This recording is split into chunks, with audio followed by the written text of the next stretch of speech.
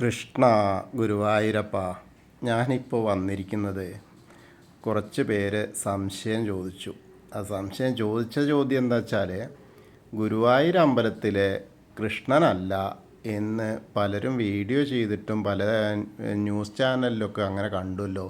അപ്പോൾ എന്താ പറയുന്നത് അങ്ങനെ എന്നതിനെ പറ്റിയിട്ടുള്ള ഒരു വിശദീകരണമാണ്. അപ്പോൾ ശരിക്കും നമ്മളൊക്കെ പറയുമ്പോൾ എപ്പോഴും ഗുരുവായൂരപ്പൻ്റെ ഉച്ചപൂജയിലൊക്കെ കറക്റ്റായിട്ട് പറയുന്നുണ്ട് ചതുർബാഹുവായ വിഗ്രഹം. ശരിക്കും ഭഗവാന്റെ ശ്രീലകത്ത്, അതായത് ഗുരുവായൂർ ശ്രീകൃഷ്ണ ക്ഷേത്രം എന്നാണ് പറയുന്നത്. അപ്പോൾ ആ ശ്രീകൃഷ്ണ ക്ഷേത്രത്തിൽ ഉള്ളത് വിഗ്രഹം എന്ന് പറഞ്ഞാൽ ചതുർബാഹുവായ, അതായത് 4 തൃക്കൈകളോട് കൂടിയിട്ടുള്ള മഹാപ്രഭുവായ മഹാവിഷ്ണുവിൻ്റെ രൂപം ആണ്. അതിൻ്റെ ഒരു കഥ ഇങ്ങനെയാണ്. പണ്ട് പത്മകൽപ്പത്തിൽ, അതായത് ആദ്യത്തെ ബ്രഹ്മാവ് സൃഷ്ടികർമ്മത്തിൽ ഏർപ്പെട്ടുകൊണ്ടിരിക്കുന്ന സമയം മഹാവിഷ്ണു അദ്ദേഹത്തിന് മുന്നിൽ പ്രത്യക്ഷനായി. അപ്പോൾ ബ്രഹ്മാവ് പറഞ്ഞു, തനിക്കും തൻ്റെ സൃഷ്ടികൾക്കും കർമ്മബന്ധം കൂടാതെ മുക്തിപ്രഭാവത്തിനുള്ള അവസരമൊരുക്കണമെന്ന്. അപ്പം മഹാവിഷ്ണു തൻ്റേതു തന്നെയായ ഒരു അഞ്ജന വിഗ്രഹം, അതായത് പാതാളാഞ്ജന ശിലയിലുള്ള വിഗ്രഹം നിർമ്മിച്ച് അദ്ദേഹത്തിന് സമ്മാനിച്ചു. സൃഷ്ടി പിന്നീട് വരാഹകൽപ്പത്തിൽ ബ്രഹ്മാവ് ഈ വിഗ്രഹം സുതപസ് എന്ന രാജാവിന് സമ്മാനിച്ചു. അപ്പോൾ അദ്ദേഹത്തിന് വംശവർദ്ധനയ്ക്ക് വേണ്ടിയിട്ടായിരുന്നു. ഭഗവാനെ പോലെ ഒരു പുത്രനെ വേണമെന്ന് ആവശ്യപ്പെട്ട് സുതപസ് പത്നി പൃശ്നിയും വളരെ കാലം മഹാവിഷ്ണുവിനെ തപസ്സിരിക്കുകയായിരുന്നു. ആ വിഗ്രഹം കിട്ടിയ ശേഷവും അവർ ഭജനം തുടർന്നു. അവരുടെ പ്രാർത്ഥനയിൽ സംപ്രീതനായ ഭഗവാൻ അവർക്ക് മുന്നിൽ പ്രത്യക്ഷപ്പെട്ട് താൻ തന്നെ 3 ജന്മങ്ങളിൽ പുത്രനായി അവതരിക്കുമെന്നും അപ്പോഴെല്ലാം വിഗ്രഹം പൂജിക്കാനുള്ള ഭാഗ്യം അവർക്കുണ്ടാകുമെന്നും അരുൾ ചെയ്തു. അങ്ങനെ സത്യയുഗത്തിലെ ആദ്യ ജന്മത്തിൽ ഭഗവാൻ സുതപസ്സിൻ്റെയും പൃശ്നിയുടെയും പുത്രനായി പൃശ്നിഗർഭൻ എന്ന പേരിൽ അവതരിച്ചു. പൃശ്നിഗർഭൻ ബ്രഹ്മചര്യത്തിൻ്റെ പ്രാധാന്യം ലോകത്തിന് പഠിപ്പിച്ചു കൊടുത്തു. ഭക്തനായ ധ്രുവനായി പുതിയൊരു സാമ്രാജ്യം നിർമ്മിച്ചു കൊടുക്കുകയും ചെയ്തു. പിന്നീട് ത്രേതായുഗത്തിൽ സുതപസ്സും പൃശ്നിയും കശ്യപനും അതിഥിയുമായി പുനർജനിച്ചപ്പോൾ ഭഗവാൻ വാമനായി അവതരിച്ചു. പിന്നീട് ദ്വാപരയുഗത്തിൽ വാസുദേവരും ദേവകിയുമായിട്ട് പുനർജനിച്ചപ്പോൾ ഭഗവാൻ ശ്രീകൃഷ്ണനായിട്ട് അവതരിച്ചു. ഈ ജന്മങ്ങളിലെല്ലാം അവർക്ക് മേൽപ്പറഞ്ഞ വിഗ്രഹം പൂജിക്കാനുള്ള ഭാഗ്യം സിദ്ധിക്കുകയും ഭഗവാൻ അവരുടെ പുത്രനായി അവതരിക്കുകയും ചെയ്തു. മാതാപിതാക്കൾ നിത്യപൂജ ചെയ്തിരുന്ന ഈ വിഗ്രഹം അവരുടെ കാലശേഷം ശ്രീകൃഷ്ണ ഭഗവാൻ ദ്വാരകയിലേക്ക് കൊണ്ടുപോയി. അവിടെ അദ്ദേഹം ഒരു ക്ഷേത്രം നിർമ്മിച്ച് വിഗ്രഹം അവിടെ പ്രതിഷ്ഠിച്ചു എന്നും അദ്ദേഹം അവിടെ വന്ന് പൂജ നടത്തുകയുണ്ടായിരുന്നു. ഒടുവിൽ ദ്വാപരയുഗത്തിൻ്റെ അന്ത്യത്തിൽ ഭഗവാൻ സ്വർഗാരോഹണത്തിനൊരുങ്ങുമ്പോൾ ഭക്തോത്തമനും ശിഷ്യനുമായ ഉദ്ധവരോട് ഇങ്ങനെ പറഞ്ഞു, ഇന്നേക്ക് 7-ാം ദിവസം ദ്വാരക സമുദ്രത്തിനടിയിലാകും. അതിൽ ദ്വാരക മുഴുവൻ നശിച്ചു പോകും. എന്നാൽ 4 ജന്മങ്ങളിൽ ഞാനും എൻ്റെ മാതാപിതാക്കളും പൂജിച്ച പരമപവിത്രമായ വിഗ്രഹം മാത്രം അതിൽ നിന്ന് രക്ഷപ്പെട്ട് തിരമാലകൾക്ക് അരികിൽ പൊന്തിക്കിടക്കും, തിരമാലകൾക്ക് മുൻപിൽ പൊന്തിക്കിടക്കും. ആ വിഗ്രഹം താങ്കൾ ദേവഗുരുവായ ബൃഹസ്പതിയെ ഏൽപ്പിക്കണം. തുടർന്ന് ശിഷ്ടകാലം തപസ്സനുഷ്ഠിക്കാൻ ബദരീ ആശ്രമത്തിലേക്ക് പോയിക്കോളാൻ പറഞ്ഞു. അപ്പോൾ അങ്ങനെ ഭഗവാൻ പറഞ്ഞത് പ്രകാരം ദ്വാരക 7-ാം ദിവസം സമുദ്രത്തിൽ അടിയിലായി. ഉദ്ധവർ ഇതിനു മുമ്പ് തന്നെ ശിഷ്ടകാലം തപസ്സനുഷ്ഠിക്കാൻ പോയിരുന്നു. ആ സമയത്താണ് അദ്ദേഹം ബൃഹസ്പതിയോട് ഈ കാര്യം പറഞ്ഞു. അതായത് ഇങ്ങനെ വെള്ളത്തിൽ പൊന്തി കിടക്കും, ആ സമയത്ത് എന്നെ ഒന്ന് വിളിക്കണേന്ന്.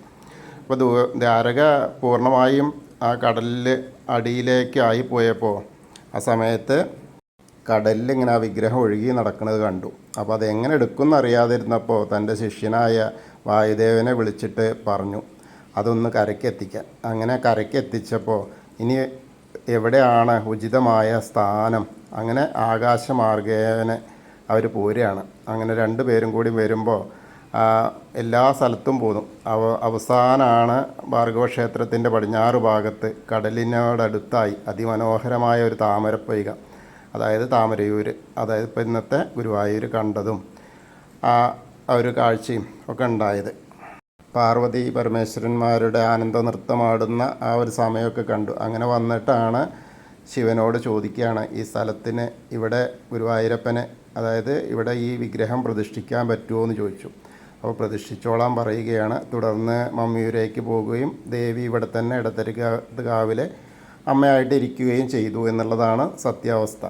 അപ്പോൾ ശരിക്കും ചതുർബാഹുവായ വിഗ്രഹമാണ്. പക്ഷേ കണ്ണനെ, അതായത് ശ്രീകൃഷ്ണൻ പൂജിച്ചിരുന്നതും ആ കണ്ണൻ്റെ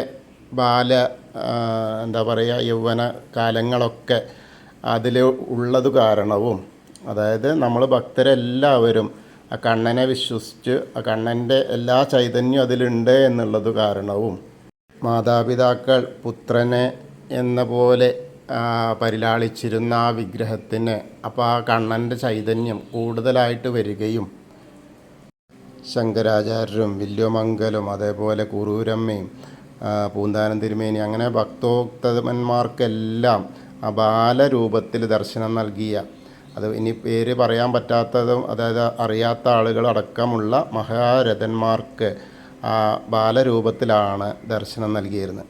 അതുകൊണ്ടാണ് ആ ഉണ്ണിക്കണ്ണൻ്റെ രൂപത്തിൽ തന്നെ നമ്മളെല്ലാവരും ഇന്ന് ഗുരുവായൂരപ്പനെ ഭജിക്കുന്നത്.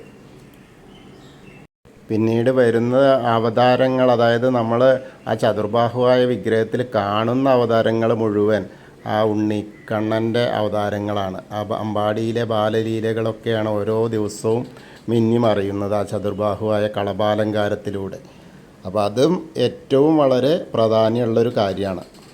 അപ്പോൾ എന്തേ ഉള്ളൂ വെച്ചാൽ ഗുരുവായൂരമ്പലത്തിലുള്ള ആ എന്താ പറയുക, ശ്രീകോവിലിലെ പ്രതിഷ്ഠ കൃഷ്ണനല്ല, അത് ശരിയാണ്. പക്ഷേ അവിടെയുള്ള ചൈതന്യം, ആ ഗുരുവായൂരപ്പൻ്റെ മഹാവിഷ്ണുവിൻ്റെ ചൈതന്യം ഇന്നും നിലനിൽക്കുന്നത് ശ്രീകൃഷ്ണ ഭഗവാന്റെ ആ രൂപത്തിലാണ്. ഓരോരുത്തർക്കും മഹാവിഷ്ണു ആയിട്ടല്ല ഇപ്പോൾ, അതായത് അനുഗ്രഹങ്ങൾ കൊടുക്കുന്നതൊക്കെ ആ ഉണ്ണിക്കണ്ണൻ്റെ രൂപത്തിലാണ്.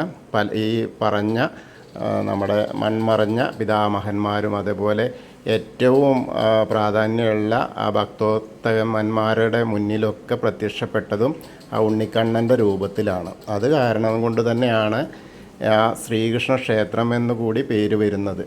അല്ലെങ്കിൽ ഗുരുവായൂർ മഹാവിഷ്ണു ക്ഷേത്രം എന്ന് പറഞ്ഞാൽ പോരെ. പക്ഷേ ആ കൃഷ്ണനാണ് ഏറ്റവും പ്രാധാന്യം. അത് കാരണം കൊണ്ടാണ് ആ ശ്രീകൃഷ്ണ ക്ഷേത്രം എന്നുള്ള പേര് വരുന്നതും.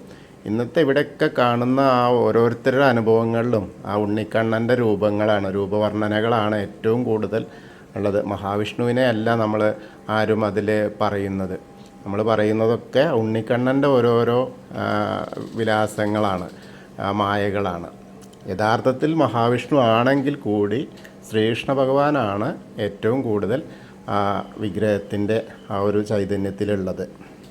നമ്മൾ പറയുമ്പോൾ മിക്കവാറും സമയങ്ങൾ പറയുമ്പോൾ ചതുർബാഹുവായ വിഗ്രഹത്തിലെ കളഭാലങ്കാരത്തിലുള്ള രൂപങ്ങളെ പറ്റിയിട്ടാണ് നമ്മൾ പറയുന്നത്. പക്ഷേ എന്നിട്ടും ഒട്ടുമിക്ക ആളുകൾക്കും അതൊരു സംശയമായിട്ട് വന്നത് കാരണമാണ് ഞാനിങ്ങനെ ഈ ഒരു വീഡിയോയിൽ വന്നത്. അപ്പോൾ എല്ലാവർക്കും ഇപ്പോഴെങ്കിലും അത് അറിഞ്ഞു എന്ന് വിചാരിക്കുന്നു. എല്ലാം ശ്രീകൃഷ്ണൻ്റെ ഇച്ഛ. ഹരേ കൃഷ്ണ. ഗുരുവായൂരപ്പാ ശരണം.